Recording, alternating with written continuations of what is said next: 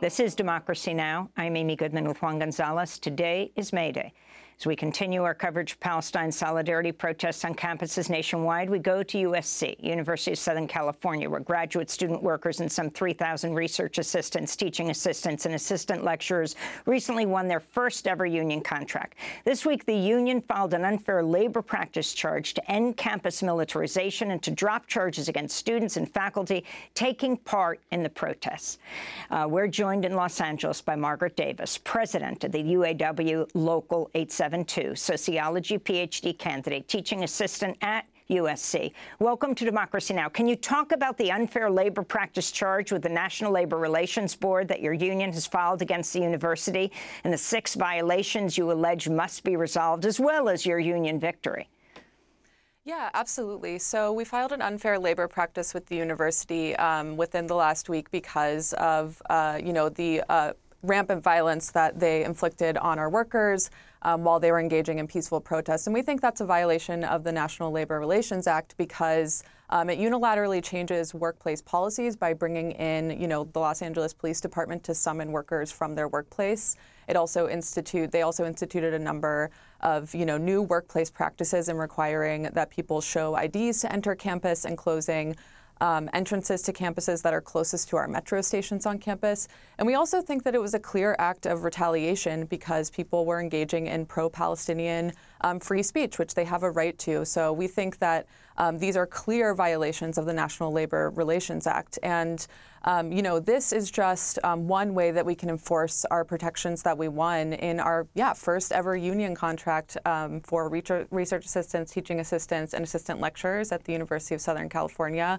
That was a huge victory for us and for the labor movement in Southern California overall. We really began that process a few years ago when I entered my PhD. It was in 2020, and so it was a time when people were really coming to realize how precarious our condition was as workers in this really crazy world historical moment. And so there were a lot of conversations on campus about, the low wages that we experience, how difficult in particular it is for parents at our university to exist as workers, and how harassment and discrimination was most targeted towards international student workers on our campus. And so we really began to organize and partnered with UAW. We had hundreds of one-to-one conversations with coworkers on campus to really collectivize and form a strong organizing committee that was representative across campus. And as of last semester, won our first union contract that guarantees for the first time in USC's history,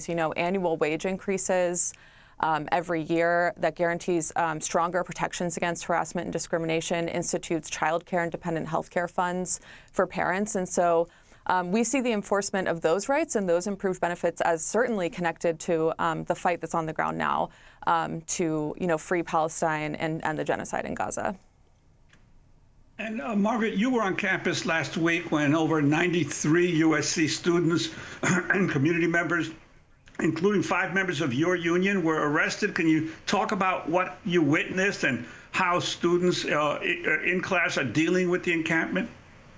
Yeah, absolutely. So I was there on Wednesday, and the encampment is organized by a really talented group of coalition partners who are really showing their power right now. They are in negotiations with the university, and they're showing that these direct actions are working in the face of very significant challenges. On the ground Wednesday, what was a very peaceful and joyous and, showing a lot of resistance protests in the face of really challenging and horrific things going on in Gaza was met with intense police violence. And so, I witnessed not only my colleagues and fellow union members being beaten and arrested by the Los Angeles Police Department, but, our union also was very active in, making sure that we could get our members out to that if they wanted to. And so we were actually holding a monthly membership meeting that day and moved it to be close to the encampment so that folks could participate in that if they wanted to, and they wanted to participate in our union meeting.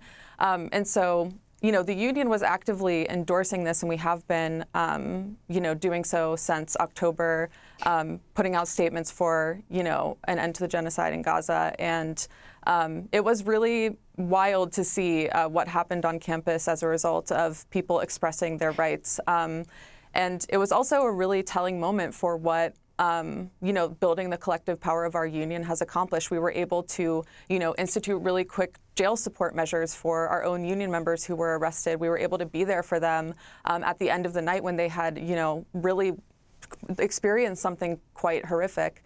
And so it was, a really challenging moment, but the solidarity and direct action of the encampment is really working and putting pressure on the university to meet with them and come to a negotiation. We want to thank you so much for being with us. PhD candidate, President UAW Local 872 at the University of Southern California. And the National UAW, United Auto Workers, has called for a ceasefire in Gaza. Also, the main stage graduation has been canceled at USC after USC canceled the valedictory address of the valedictorian, Asna Tabassum, and then canceled the speeches of the honorary people who are receiving degrees.